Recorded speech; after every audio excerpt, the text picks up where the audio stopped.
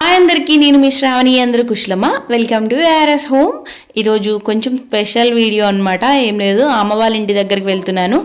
చెల్లి పెళ్ళికి పనులు అనేది స్టార్ట్ చేయబోతున్నాం. ఆ వీడియో అనేది మీతో షేర్ చేయబోతున్నాను. వీడియో ఎక్కడ స్కిప్ చేయకుండా ఎండ్ వరకు చూడాలని మనస్ఫూర్తిగా కోరుకుంటున్నాను. అదేవిధంగా నా ఛానల్ ఎవరైనా ఫస్ట్ టైం చూసినట్లయితే ప్లీజ్ సబ్స్క్రైబ్ చేసుకోండి. అదేవిధంగా నా వీడియో నచ్చినట్లయితే లైక్ చేయండి, షేర్ చేయండి. ఇంకా వీడియో వచ్చినప్పటికీ అమ్మ వాళ్ళ ఇంటికి వెళ్తున్నాను. నాన్న వచ్చారనమాట నన్ను తీసుకెళ్లేందుకు.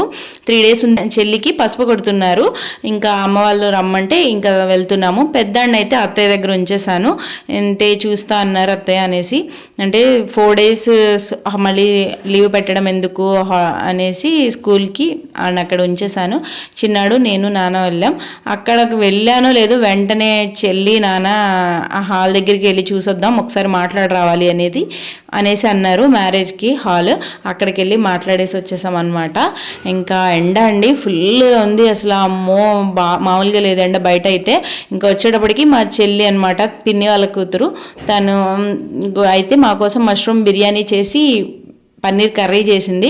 ఇంకా వెంటనే చాలా ఆకలితో వచ్చేసాం. అంటే రావడమే, నేను అటువైపు వెళ్ళాను కదా, దానివల్ల నీరసం వచ్చేసింది. ఇంకా రావడమే తినేసాం అనమాట. ఇంకా తర్వాత ఈవినింగ్ 4 ఆ టైం అయింది. ఇంకా కొంచెం చల్లబడింది. పాతింటికి అయితే వెళ్తున్నాం.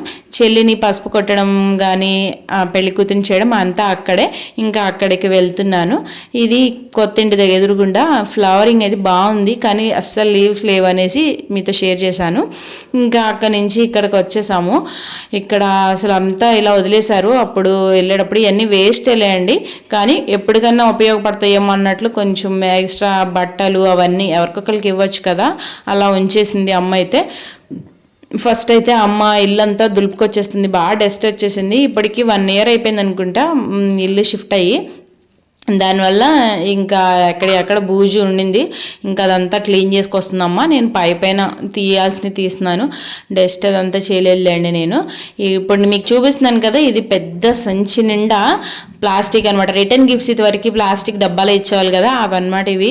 ఇంకా చదివేందుకు కూడా ప్లేస్ లేక అమ్మ తీసేవన్నీ దీంట్లో పెట్టింది.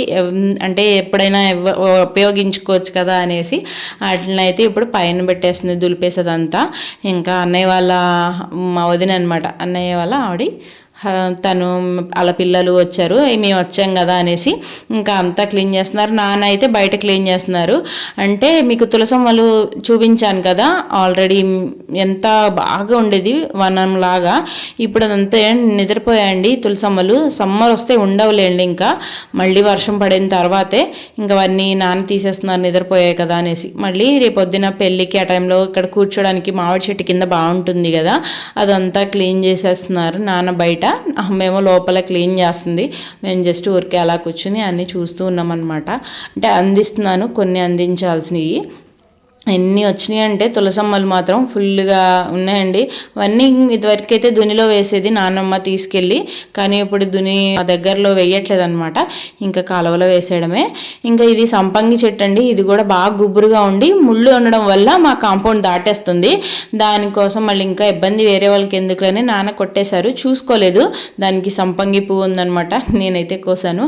అసలు కొట్టేయంగానే ఆ కొమ్మ కొట్టంగానే మంచి స్మెల్ వస్తుందండి. ఎక్కడ ఉందనుకుంటా అని అమ్మ అంటూనే ఉంది. భలే నిజంగానే ఉంది. ఇంకా అవతల వైపు కొమ్మలు కూడా ఉన్నాయి. అవి బయట పిల్లలు ఉంటే వాళ్ళు కోసుకున్నారనమాట. చాలా కొమ్మలు నాన్న మొత్తం కొట్టేశారు. ఫ్లవరింగ్ మాత్రం ఇప్పుడు మొన్నటిదాకా చాలా బాగా వస్తుందన్నమాట. రోజుకి ఒక 3-4 వస్తున్నాయంట. నానమ్మ అక్కడ ఎవరికొకరికి ఇస్తుంది, ఇక్కడ అలాగే తీసుకొస్తుంది అమ్మ. ఇలా అనమాట. వాటర్లో వేస్తే మంచి స్మెల్ వస్తాయి సంపంగి పువ్వులు మాత్రం. ఇంకా అలా వేసి ఉంచుతున్నారు. మాకు పెట్టుకోవడం కన్నా నేను వాటర్లోనే వేస్తాము కూడా. ఇంకా మందారాలు అయితే 2 రకాలన్నమాట. రెడ్ కలర్ ఒకటి, లైట్ కలర్ ఒకటి ఉండిద్ది. ఆ రెడ్ కలర్ అవన్నీ కూడా, రెడ్ కలర్ అయితే పువ్వు పూస్తున్నాయి కానీ లైట్ కలర్ పూయట్లేదు. అవి కూడా కొట్టేశారు, అంటే కూర్చోడానికి ప్లేస్ ఉంటుంది చెట్టు దగ్గర అనేసి.